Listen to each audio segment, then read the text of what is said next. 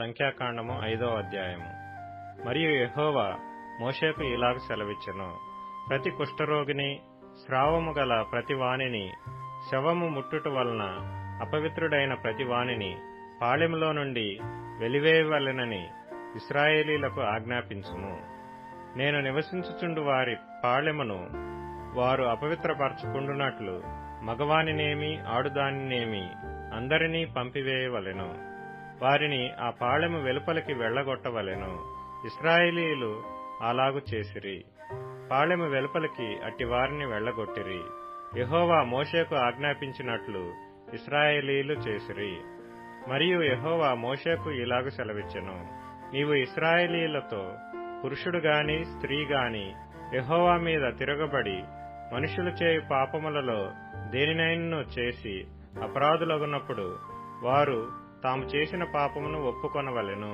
మరియు వారు తమ అపరాధము వలని నష్టమును సరిగా నిచ్చుకొని దానిలో 5వ వంతు దానితో కలిపి ఎవనికి విరోధముగా ఆ అపరాధము చేసిరో వానికిచ్చుకొనవలెను. ఆ అపరాధ నష్టమును తీసుకొనుటకు ఆ మనుష్యునికి రక్త సంబంధి లేని ఎడల యెహోవాకు చెల్లింపవలసిన అపరాధ నష్టమును యాజకుడు వాని నిమిత్తము ప్రాయశ్చిత్తము చేయుటకై అర్పించిన ప్రాయశ్చిత్తార్థమైన పొట్టేలును యాజకుని వగును. ఇశ్రాయేలీయులు యాజకునికి తెచ్చు ప్రతిష్ఠితమైన వాటన్నిటిలో ప్రతిష్ఠింపబడిన ప్రతి వస్తువు యాజకుని వగును. ఎవడైనను ప్రతిష్ఠించినవి అతని వగును. ఎవడైనను యాజకునికి ఏమైనను ఇచ్చిన ఎడల అది అతని దగునని చెప్పుము. యెహోవా మోషేకు ఇలాగ సెలవిచ్చెను. నీవు ఇశ్రాయేలీయులతో ఇట్లనము. ఒకని భార్య త్రోవ తప్పి వానికి ద్రోహము చేసిన ఎడల, అనగా వేరొకడు ఆమెతో వీర్యస్ఖలనముగా శయనించిన ఎడల, ఆమె భర్తకు ఆ సంగతి తెలియబడక వాని కన్నులకు మరుగైయుండి ఆమె అపవిత్రపరచబడిన దనుటకు సాక్ష్యము లేకపోయినను, ఆమె పట్టుబడకపోయినను వాని మనసులో రోషము పుట్టి అపవిత్రపరచబడిన తన భార్య మీద కోపబడిన ఎడల, లేక వాని మనస్సులో రోషము పుట్టి అపవిత్రపరచబడని తన భార్య మీద కోపబడిన ఎడల, ఆ పురుషుడు యాజకుని యొద్దకు తన భార్యను తీసుకుని వచ్చి ఆమె విషయము తూమెడు యవల పిండిలో 10వ వంతును తేవలెను. వాడు దానిమీద తైలము పోయకూడదు, దానిమీద సాంబ్రాణి వేయకూడదు.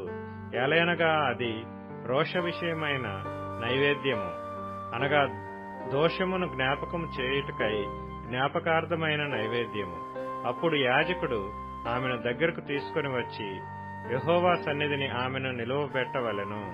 తరువాత యాజకుడు మంటి కుండతో పరిశుద్ధమైన నీళ్లు తీసుకొనవలెను.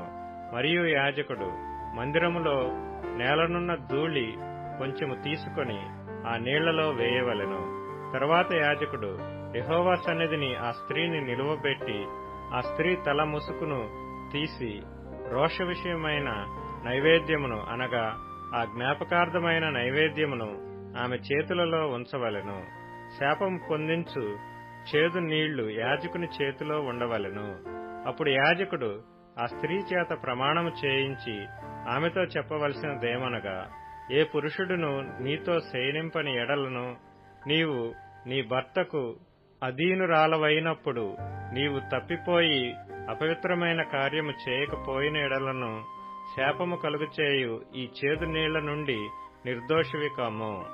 నీవు నీ భర్తకు అధీనురాలవైనప్పుడు నీవు త్రోవ తప్పి అపవిత్రపరచబడిన ఎడల, అనగా నీ భర్తకు మారుగా వేరొక పురుషుడు నీతో కూటమి చేసిన ఎడల, యెహోవా నీ నడుము పడునట్లు నీ కడుపు ఉబ్బునట్లును చేయుట వలన యెహోవా నీ జనుల మధ్యను నిన్ను శపథమునకును ప్రమాణమునకును ఆస్పదముగా చేయుగాక. శాపము కలుగచేయు ఈ నీళ్లు నీ కడుపు ఉబ్బునట్లును నీ నడుము పడునట్లును చేయుటకు నీ కడుపులోనికి పోవునని చెప్పి యాజకుడు ఆ స్త్రీ చేత శపథ ప్రమాణము చేయించిన తరువాత ఆ స్త్రీ ఆమెన్ అని చెప్పవలెను. తరువాత యాజకుడు పత్రము మీద ఆ శపథములను రాసి ఆ చేదు నీళ్లతో వాటిని తుడిచి శాపము కలుగచేయు ఆ చేదు నీళ్లను ఆ స్త్రీకి త్రాగింపవలెను. శాపము కలుగచేయు ఆ నీళ్లు ఆమెలోనికి చేదు పుట్టించును. మరియు యాజకుడు ఆ స్త్రీ చేతి నుండి దోష విషయమైన ఆ నైవేద్యమును తీసుకొని యెహోవా సన్నిధిని ఆ నైవేద్యమును అల్లాడించి బలిపీఠమునొద్దకు దాని తేవలెను. తరువాత యాజకుడు దానికి జ్ఞాపకార్థమైనదిగా ఆ నైవేద్యములో నుండి పిడికెడు తీసి బలిపీఠం మీద దాని దహించి ఆ నీళ్లు ఆ స్త్రీకి త్రాగింపవలెను. అతడు ఆమెకు ఆ నీళ్లు త్రాగించిన తరువాత జరుగునదేదనగా, ఆమె అపవిత్రపరపబడి తన భర్తకు ద్రోహము చేసిన ఎడల శాపము కలగచేయు ఆ నీళ్లు చేదై ఆమెలోనికి చేరిన తరువాత ఆమె కడుపు ఉబ్బును, ఆమె నడుము పడిపోవును. ఆ స్త్రీ తన జనుల మధ్య శాపమునకు ఆస్పదముగా నుండును.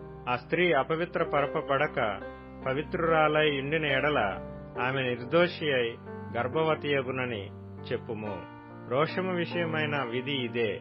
ఏ స్త్రీ అయినను తన భర్త అధీనములో నున్నప్పుడు త్రోవ తప్పి అపవిత్ర పడిన ఎడలనేమి, లేక వానికి రోషము పుట్టి తన భార్య మీద కోపపడిన ఎడలనేమి, వాడు యెహోవా సన్నిధిని ఆ స్త్రీని నిలవబెట్టినప్పుడు యాజకుడు ఆమె ఎడల సమస్తము విధి చొప్పున చేయవలెను. అప్పుడు ఆ పురుషుడు నిర్దోషియగును. ఆ స్త్రీ తాను చేసిన దోషమును భరింపవలెను.